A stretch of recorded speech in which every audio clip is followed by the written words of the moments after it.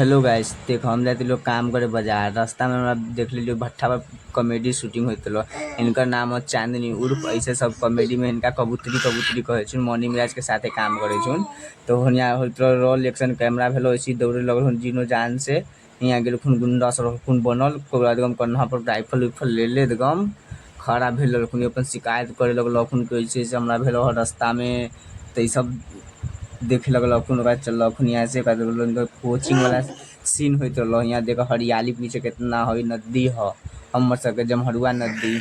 जमहरुआ गांव में जूली भट्ठा है, ई नदी है वही जना फिल्म इनकर शूटिंग होत रहा है। ऐसे हमर यूट्यूब चैनल जमहरुआ कॉमेडियन ग्रुप ऊपर तू से जा वीडियो देख लाइव चैनल के सब्सक्राइब कर। और इनकर फिल्म अभी शूटिंग हो रही है 4-5 दिन से, अभी और चल रहा 2-3 दिन का शूटिंग।